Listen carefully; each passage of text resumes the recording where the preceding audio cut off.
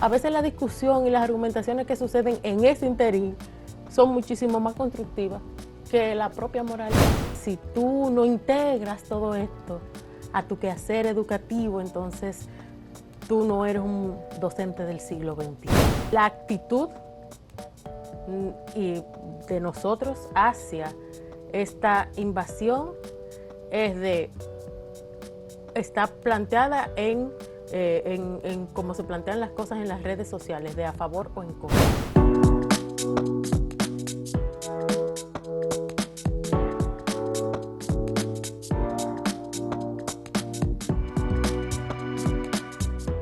Saludos amigas, amigos, ustedes sintonizan Acento TV y este es su espacio a partir de ahora. Estamos ya en estos tiempos finales de esta campaña, ¿verdad? Pero no todo es política, no todo es campaña electoral, hay más cosas importantes, como las que trata regularmente la doctora Ibe Guzmán en esta sección, interacción académica. Bienvenida una vez más, profesora. Gracias, Gustavo. La extrañamos la semana pasada. Sí, lo dejé bien acompañado. Con un cuarto bate. Con un colega de Santiago de los Caballeros que vino importado para muy bien, y muy bien que le fue, la gente ha retroalimentado esa participación del profesor Anthony, muy bien. Sí, porque Anthony tiene una visión también de lectura de la historia de manera crítica, sí, y de también reenfocar la enseñanza de la historia, no solamente lo que dicen los libros, sino también vamos a los documentos, vamos al archivo, vamos a pensar un poquito en la historia. Exactamente. Y es interesante esa postura y esa también valentía que él tiene, porque usted sabe que aquí hay temas históricos. Sí, sagrados. Hablamos un poquito de un personaje que me dice, yo tengo una visión, digo, sí, yo lo he escuchado a usted. En las charlas virtuales que hace la profesora Ibe Guzmán, sí. Sí, entonces... Pero esa es la libertad de pensamiento. A veces hay gente que opina cosas y tiene ideas que tú dices absurdo, pero esa es su libertad. No, y que son personajes que estuvieron vivos, que tuvieron una biografía y que tú la interpretas también en función de los argumentos que tú preelaboraste. Él tiene una argumentación e interpreta esos hechos en función de esa argumentación que algunos contradicen el argumento, pero no pueden contradecir el hecho. Exactamente. Entonces, por ahí nos fuimos. Y eso es importante, Gustavo, no solamente en la historia. Uno enseñar la lectura, enseñar el pensamiento como una manera no de llegar a verdades absolutas, sino la discusión incluso como fin. O sea, la discusión, el diálogo, la inquietud puede ser el fin de una lectura o de una clase. Nosotros a veces entendemos, y a mí me pasa también y lo hago, que si leemos una historia X, un cuento, una novela, el fin último es que el muchacho tenga una idea de qué pasó con la novela, qué pasó con el personaje principal, con qué tú te identificas, con qué no. Pero a veces lo que es la discusión en sí, crear una discusión, por ejemplo, sobre el tema de digamos, el feminicidio, o o de la amistad y esas, digamos, diatribas morales que se dan.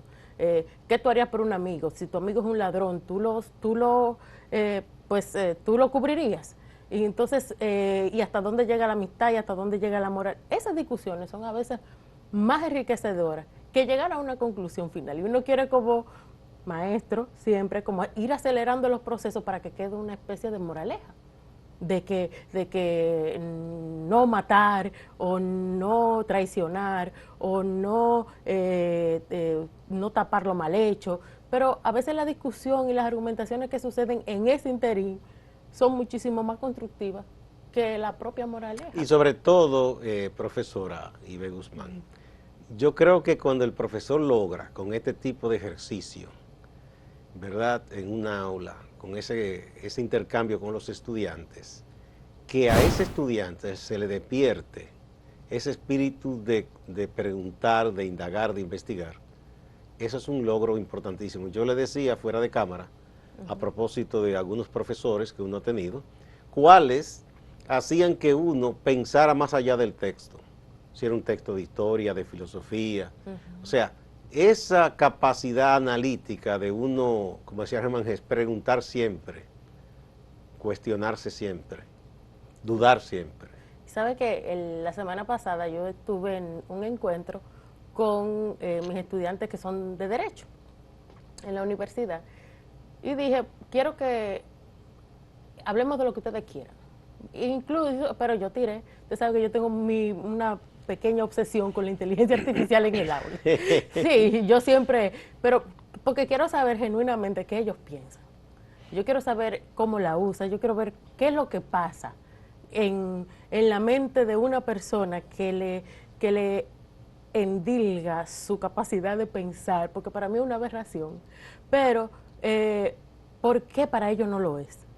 ¿No? ¿Y por qué ellos no ven la escritura como una expresión de su propia personalidad? ¿Y por qué no ven que en un texto florece lo que ellos tienen? Y dije, vamos a conversar sobre eso. Y comenzamos a hablar de el uso de la inteligencia artificial, de si la usan, de si no. Sabe que primero hay una aprensión, ellos dicen que ellos no la usan, y después ya como que nos sinceramos un poco y vimos. Yo les dije, miren, yo la uso para tales contenidos, miren, yo la uso para resumir, yo la uso y comienzo a darle algunas de los usos que yo le doy a la inteligencia artificial. Y a ellos comienzan a soltar y vi que ellos también están asustados con la inteligencia artificial. Mira qué interesante, Sí, porque gente muy joven que no simplemente se engancha, sino no, que también tiene sus temores. Sí, ellos tienen miedo. Ellos dicen, yo hablaba de un reel que vi de una psicóloga que dice, bueno, y de una analista del Big Data, que ella dice que va a llegar un momento en que la inteligencia artificial no va a funcionar porque toda la red va a estar llena de textos producidos por la propia inteligencia artificial. O sea, se va a replicar ella misma. Y va a ser una especie como de autofagia, y ya lo que va a salir no va a ser un texto. Como la figura del salón de los espejos. Exactamente. Que tú no sabes dónde estás tú de verdad o cuál es el reflejo de uno de esos espejos. Exacto. Un enredo tremendo. Va a ser como una especie de endogamia. Yo comencé a compartir esto con los muchachos y vi que ellos tenían miedo también, no de el tema de la inteligencia artificial, como si va a dejar de funcionar o no, sino que también tienen temores de lo que van perdiendo, de capacidades que van perdiendo. Dice, por ejemplo, una de ellas decía, en el colegio yo podía leer un libro en 4 o 5 días. Dice, ahora me resulta mucho más difícil. Y no lo hago porque ya sé que hay otras herramientas, ya sé que voy en cuenta. Toman el camino corto. Y ella dice, y lo hizo como una autocrítica, dice, pero yo también siento que estoy como perdiendo ese poder, ese superpoder. Y bueno, y ahí continuamos, ¿no? Y siguieron otros. Dice, por ejemplo, antes yo podía leer en el celular y yo leía páginas, yo leía hasta 30 páginas en el celular. Dice, ya, ahora no lo hago. Ahora es imposible leer en el celular. ¿Por qué? Porque el bombardeo que recibo de notificaciones, de tentaciones para salir del texto e ir a otra actividad, ni más ni menos importante, sino a otra cosa, que simplemente ya no se dispersa la atención. No lo puedo usar para leer. Dice, pero yo no saco tiempo para leer tampoco. Entonces, por ahí... y esa es gente muy joven. Muchachos muy jóvenes. O sea, que ellos están también conscientes de la parte que conlleva riesgo. Exacto. Y saben del riesgo, y ellos saben como que tienen que hacer algo, que tenemos que hacer algo. Sea devolvernos en términos metodológicos, sea, qué sé yo, retomar los hábitos como antes, sacar una hora. O sea, no saben, pero lo que sí saben es que algo tenemos que hacer y algo tienen que hacer ellos. Bien, vamos a la primera pausa. Interesante, muy interesante ese tema.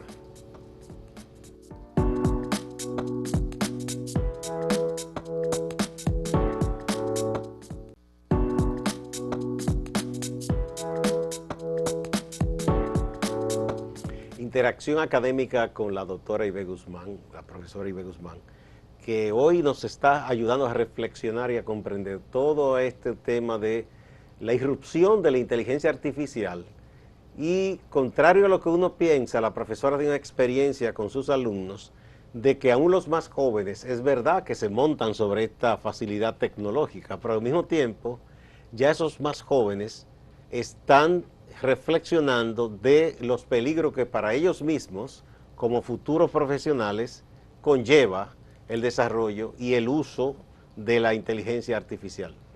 Y ese desarrollo y uso en términos primero de hábitos personales, de hábitos de apropiación del conocimiento, de sentido de criticidad, de mirar a una persona en función de los libros Y sobre que ha todo leído. matar la iniciativa, que eso nunca debe morir en un ser humano. Claro, entonces, y ellos me seguíamos, te digo que después seguimos hablando, cuando se termina la clase, y me dice, y me comenta, dice, pero entonces, yo lo que sí creo, profe, y me dice una que no se atrevió como a decir ese comentario, ella me dice, lo que yo sí creo, profesora, que si seguimos así, sí nos van a, sí vamos, sí va a ser lo mismo, algo hecho con inteligencia artificial o algo hecho con un humano. Dice, pero como que si frenamos a tiempo, no el uso, sino el nosotros separarnos para adquirir valor en términos por ejemplo, un estudiante de Derecho. Entonces, yo adquiero valor como estudiante de Derecho si me leo, qué sé yo, las novelas de Dostoyevsky. Crimen y ¿No? castigo, que es un Sí, tratado de criminología prácticamente. exacto. Entonces, sí, como si yo adquiero valor como abogado con también ese plus, ¿no? En este caso de lectura literaria, dice, creo que ahí sí no va a poder. Entonces, si cada uno como que podemos ir añadiéndonos valor en nuestra área, haciendo otras cosas que no sea simplemente producir, hacer una tarea. Qué bueno que tú mencionas el caso de los estudiantes de Derecho, porque recuerdo sí a un maestro que decía, un muchacho que estudia Derecho pueden memorizar los códigos de diversas leyes, por ejemplo. La diferencia estará en los otros conocimientos colaterales. Uno que se haya estudiado, un personaje como Raskolnikov, por ejemplo, de Dostoyevsky, que es un asesino que si se estudia se aprende muchísima criminología. Otro que haya leído Crimen y Castigo de Capote, los hermanos Karamazov, etcétera, etcétera. Eso le da un extra al abogado que ayuda a interpretar mejor, con mejor profundidad cualquier caso. Además, que exponiendo en estrado, la oratoria forense es muy distinto quien tiene bagaje de quien no tiene. Y eso impresiona al juez. Aquí no hay jurado, pero en otros casos al jurado. Exacto. Y entonces esos valores agregados lo tenemos que ir buscando dentro de nuestras propias áreas. ¿Qué dice? Que también ahí reflexionábamos, que hay veces que fruto de la propia dispersión, ese valor agregado lo queremos encontrar como haciendo otra cosa, ¿no? Haciendo otra actividad también colateral a nuestra profesión.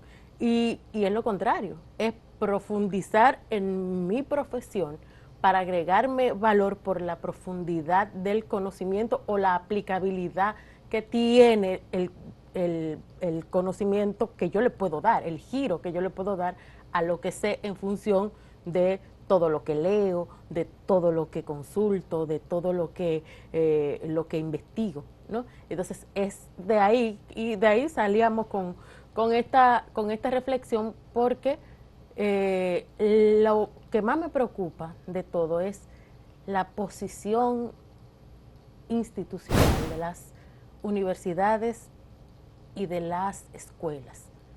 Bien, espérate. Hagamos una paradita ahí porque eso hay que profundizarlo más. O sea, ante esta irrupción de todo esto, estas aplicaciones de tecnología, nuestras academias y el sistema educativo preuniversitario no se ha puesto a decir, mire, con esta situación, con este hecho cierto, real, nuestra postura es esta, debemos caminar por este sendero. No. Eso anda manga por hombro. Eso anda en una primera etapa como si no existiera, como si fuera un hecho Bueno, al eso hay margen. que dejarlo. Eso, exacto, y todo el mundo usándola, y todo el mundo haciendo y diciendo que deshaciendo no. con la inteligencia artificial y fingiendo que no. Y, pero también me preocupa la otra postura, que una es la de dejar que pase, y la otra es de que si tú no integras todo esto a tu quehacer educativo, entonces tú no eres un docente del siglo XXI. Como Sí, que es extrema la cosa. exacto. O no me Entonces, importa o no, usted lo que tiene, me meto en la onda sin y ningún... exacto, lo tengo que integrar a mi clase, lo tengo que, sí, pero lo integro ¿cómo? O sea, ¿cómo voy a integrar una suplantación del pensamiento? Eso, ¿Cómo lo, suplantación del pensamiento. cómo lo voy a integrar? Eso es lo que hay que tomar en ¿Y cuenta. cómo voy a integrar esa suplantación sin hacer un ejercicio ético, ¿no? Sin Ético, hacer crítico. y sin herir el amor propio. O sea, yo tengo que herirle el amor propio a un sujeto que entiende que su pensamiento lo puede poner a disposición de una máquina. Que es lo mismo decir yo renuncio a pensar por mí mismo. Exacto. Yo renuncio. O sea, eso no puede ser. O sea, yo no puedo integrar eso a mi clase porque yo voy a renunciar también a pensar. No, y entonces estaríamos creando generaciones de humanoides prácticamente, no humanos. Entonces, esa reflexión, sí yo la hago con los muchachos porque ellos están tan preocupados como nosotros cuando nos ponemos a pensar en eso.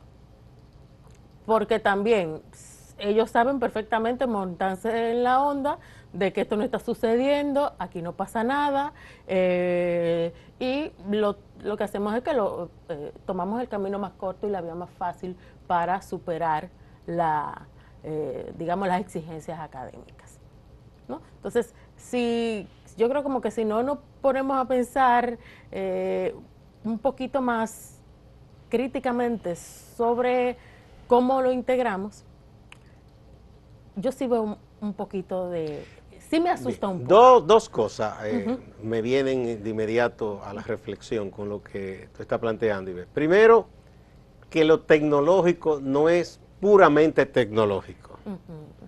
No se puede separar, ¿verdad?, de lo deontológico, Exacto. de lo teorético, no se puede. No. Del humanismo, sobre todo, tan tenido a menos en algunas universidades. Sí. Entonces, eso me lleva a pensar en eso. Y lo otro es, ¿a quién correspondería en una academia de estudios superiores plantear estas cosas y decir, esta es lo que debemos hacer o por aquí debemos ir? Nosotros hicimos cuando sale el boom, pero ya no está de moda y nosotros como que somos muy de moda, ¿no? Primero hubo una gran atención sobre un foco puesto en las universidades sobre qué van a hacer con esto, ¿no? Y ya luego eso no pasó a mayores y ya se tiene como así. Como bueno, ahí está. Entonces, lo que yo sí creo que tenemos que hacer como un gran congreso de reflexión sobre la inteligencia artificial, primero. Primero, no ir a qué van a hacer en función de una experiencia, sino como ir juntando la experiencia de muchos otros actores a este punto, ¿no? Cómo ha evolucionado, cómo tú la has usado, qué tú has visto, qué piensan tus estudiantes de eso. Porque a veces la única experiencia, entonces vuelvo ahí hay también otro sesgo. El sesgo de, yo la uso y me va bien. Y se queda hasta ahí. No, porque si doy esta opinión impopular, entonces yo no soy moderno. O sea, no eres políticamente correcto. Exacto, entonces, sí. Vamos a otra pausa, Ivette, y volvemos.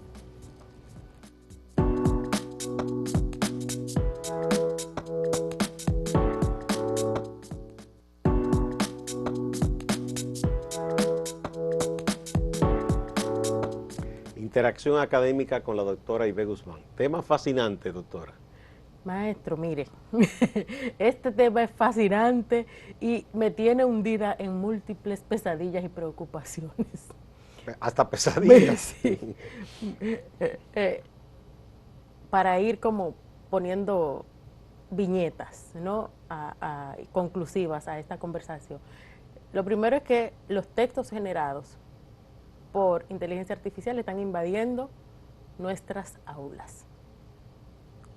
Yo me he sentido a veces indignada, digo, no voy a estar corrigiendo a los generadores de texto. Están invadiendo nuestras aulas de una manera masiva y de una manera preocupante. Aulas de grado, de posgrado. A nivel de posgrado. De doctorado. O sea, es un copy-paste de tercera generación. Es la actitud y de nosotros hacia esta invasión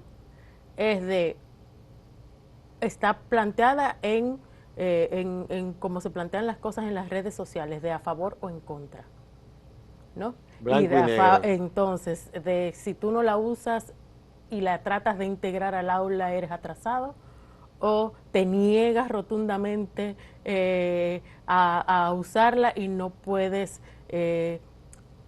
no agilizas tu ojo para darte cuenta de lo que te están trayendo, ¿no?